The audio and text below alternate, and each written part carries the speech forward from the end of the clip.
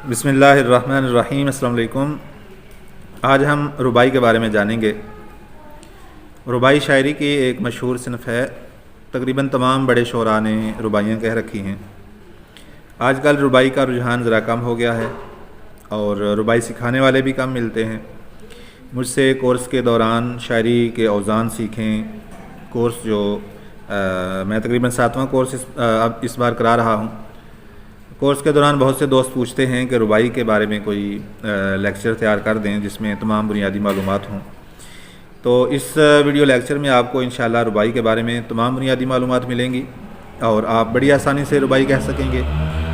ربائی کی مشق کرنے کا طریقہ ہوگا، ربائی کے اوزان کو آسانی سے یاد رکھنے کا طریقہ ہوگا۔ یہ جو ہاتھ پر نشان لگائے ہیں یہی بات سمجھانے کے لیے لگائے ہیں کہ آپ 24 اوزان کو انگلی کے پوروں پر کس طرح سے یاد رکھ سکتے ہیں، اور کسی بھی ربائی کے مصرعے کو آپ بڑی آسانی سے پرکھ سکتے ہیں اپنے پوروں پر کہ یہ ربائی کے 24 اوزان میں سے کسی وزن میں آ رہا ہے یا نہیں آ رہا۔ سب سے پہلے ہم ربائی کے بارے میں 4 چیزیں جانیں گے۔ 4 چیزیں آپ ذہن نشین کر لیں۔ پہلی چیز اس کی یہ ہے کہ موضوع اس میں کون سا ہو۔ موضوع کی کوئی قید نہیں ہے، آپ کوئی بھی کسی بھی موضوع پر آپ ربائی کہہ سکتے ہیں۔ ہر موضوع پر ربائیاں کہی گئی ہیں۔ دوسرے نمبر پر اوزان، ربائی کے 24 اوزان ہیں۔ ان 24 سے اگر کوئی بھی مصرعہ نکلے گا تو وہ ربائی نہیں کہلائے گا، اسے قطع کہہ سکتے ہیں۔ اور آپ اوزان میں سے 24 اوزان میں سے ایک ربائی میں 4 اوزان جمع کر سکتے ہیں۔ ہر مصرعے میں آپ الگ وزن لا سکتے ہیں اور ایک ہی وزن پر آپ چاروں مصرعے کہنے چاہیں تو ربائی کے 24 اوزان میں سے کسی ایک کا انتخاب کر کے آپ چاروں مصرعے ایک وزن پر بھی کہہ سکتے ہیں۔ یہ شاعر کی صوابدید ہے کتنے اوزان جو ہیں وہ ایک ربائی میں جمع کرے۔ ربائی کی ایک شرط یہ ہے کہ ربائی کا پہلا، دوسرا اور چوتھا مصرعہ ہم قافیہ ہو۔ اگر ردیف کا انتخاب کیا گیا ہے تو ظاہر ہے کہ ردیف بھی ان 3 مصرعوں میں آئے گی۔ تیسرے مصرعے میں آپ کو اختیار ہے کہ آپ تیسرے مصرعے میں قافیہ لائیں یا نہ لائیں۔ پہلے اور دوسرے اور چوتھے مصرعے میں قافیہ ضرور ہوگا، اور ردیف کا انتخاب ہوگا تو ردیف بھی اس کے ساتھ آئے گی۔ ربائی کے بارے میں چوتھی بات آپ نے یہ یاد رکھنی ہے کہ ربائی کا مضمون جو ہے اسے اس ترتیب سے لائیں کہ پہلے 2 مصرعوں میں تمہید ہو اور تیسرے اور چوتھے مصرعے میں اصل بات جو ہے اس کا اظہار کیا جائے۔ دوسرے اور چوتھے میں کر سکتے ہیں اور بالکل آخری مصرعے میں بھی لے جا کر سکتے ہیں۔ پہلے 2 مصرعوں میں تمہید ہو، جو آپ مضمون جو آپ کہنا چاہتے ہیں اسی سے متعلق وہ چیزیں ہوں، اور جو مکمل اظہار ہے اپنے مضمون کا وہ تیسرے اور چوتھے میں یا صرف چوتھے مصرعے میں ہو کہ جب پڑھنے والا ربائی پڑھتے پڑھتے جب وہ چوتھے مصرعے پر پہنچے تو اس پر جو ہے مکمل ربائی کھلے اور پتہ چلے کہ کیا کہنے کی کوشش کی گئی ہے۔ تو یہ 4 چیزیں آپ نے پہلے یاد رکھنی ہیں۔ کیا ہے اس میں؟ سب سے پہلے موضوع کی کوئی قید نہیں ہے۔ اوزان 24 ہیں، 24 میں سے کوئی 4 اوزان ایک ربائی میں جمع کیے جا سکتے ہیں یا ایک ہی وزن پر چاروں مصرعے بھی کہے جا سکتے ہیں۔ اس کے بعد پہلا، دوسرا اور چوتھا مصرعہ مکفہ ہوگا۔ چوتھے نمبر پر مضمون اس ترتیب سے پرویا جائے کہ تیسرے اور چوتھے مصرعے میں اصل بات جو ہے وہ کھل کر سامنے آئے اور قاری اس سے چوتھے مصرعے پر جا کر پوری طرح سے ربائی کا لطف لے سکے۔ اب ہم جانتے ہیں کہ آپ کس طریقے سے آپ انگلیوں پر، اپنے انگلیوں کے پوروں پر آپ کس طرح سے وزن یاد رکھ سکتے ہیں۔ آپ کسی بھی وزن کو، کسی بھی مصرعے کو اپنے انگلیوں کے پوروں پر کس طرح سے پرکھ سکتے ہیں اور جان سکتے ہیں کہ کس طریقے سے کہ ان میں سے کون سا مصرعہ وزن میں ہے اور کون سا وزن میں نہیں ہے۔ اس کو جاننے کے ساتھ ساتھ ہم کچھ ربائیوں کی تکتیک کر کے بھی دیکھیں گے۔ اور میں ایک بات پہلے واضح کر دوں کہ یہ کاوش جو ہے یہ ہمارے فیس بک پر دوست جناب ارشد عزیز صاحب کی ہے، جو فیصل آباد حلقہ ارباب ذوق کے جنرل سیکرٹری بھی ہیں۔ تو یہ ان کی کاوش ہے، یہ انہوں نے طریقہ کار، اس کا یہ آسان طریقہ کار وضع کیا ہے۔ تو مجھے بھائی ارشد عزیز صاحب کا یہ طریقہ بہت ہی پسند آیا، تو آپ دوستوں کے لیے بھی لے کر حاضر ہوا ہوں، اور امید ہے آپ بھی اس سے بہت آسانی سے سمجھ جائیں گے، اور ایک بار آپ سمجھ گئے تو انشاءاللہ آپ تمام عمر اس طریقے کو نہیں بھولیں گے، اور 24 اوزان میں آپ کو کسی قسم کا کوئی مسئلہ پیش نہیں آئے گا۔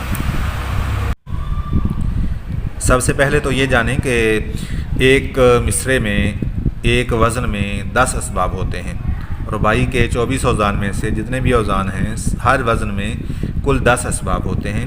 سبب کے بارے میں امید ہے آپ جانتے ہوں گے۔ سبب خفیف کہتے ہیں ایک طویل دورانیے کی آواز کو، جسے ہم ہجا بلند بھی کہتے ہیں اور دو سے ظاہر کرتے ہیں، اور سبب ثقیل کہتے ہیں دو چھوٹی آوازوں کو، مختصر دورانیے کی دو آوازوں کو، جنہیں ہم دو ہجا کوتاہ بھی کہہ سکتے ہیں۔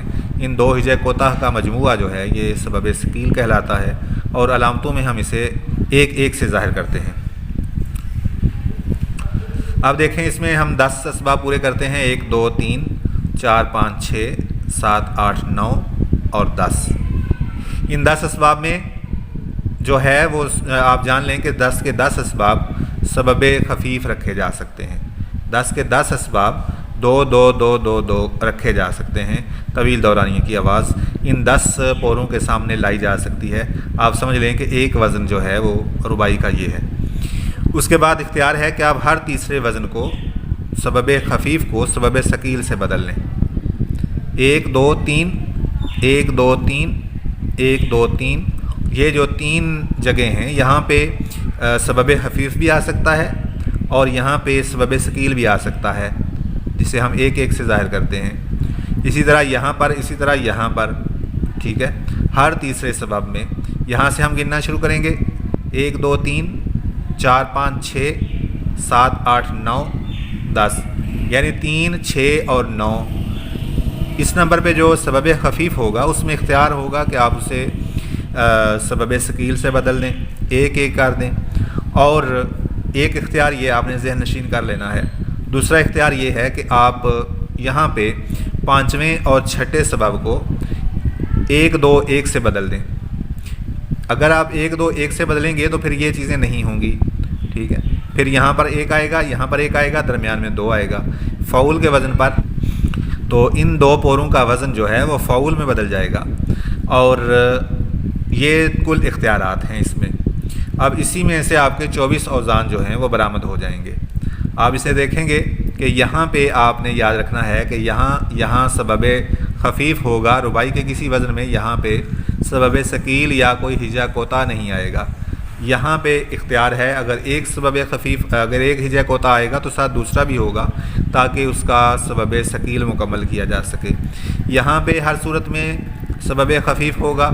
یہاں پر اختیار ہے کہ 1 اگر آئے تو آپ سمجھیں کہ آگے 2 ہے، اس کے بعد پھر 1 ہے، اور یہ 2 جو پورے ہیں انگلیوں کے یہ اس ایک وزن کے برابر ہو جائیں گے، یعنی فعول کے برابر ہو جائیں گے۔ اور یہاں پر اختیار ہے کہ اگر یہاں 2 باندھا گیا ہے، یہاں پہ سبب خفیف رکھا گیا ہے، تو پھر یہاں پہ اسے ہم سبب ثقیل سے بدل سکتے ہیں۔ یہاں پہ 1 1 2 ہجے کوتا آ سکتے ہیں۔ یہاں پہ ہر صورت میں سبب خفیف آئے گا، یہاں پر سبب خفیف آئے گا۔ یہاں اختیار ہوگا کہ آپ اسے سبب خفیف رکھیں یا سبب ثقیل سے اسے بدل دیں۔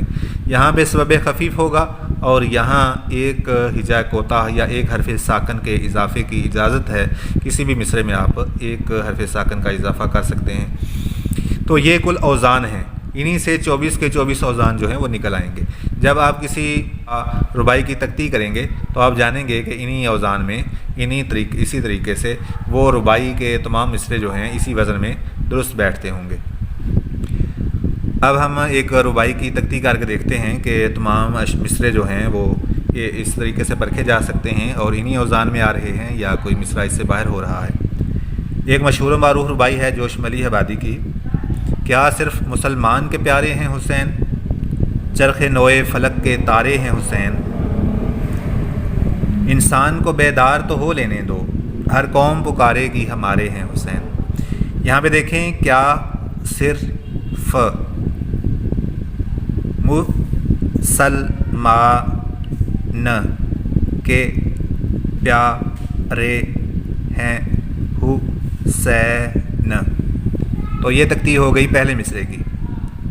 کیا صرف مسلمان کے پیارے ہیں حسین، چرخ نو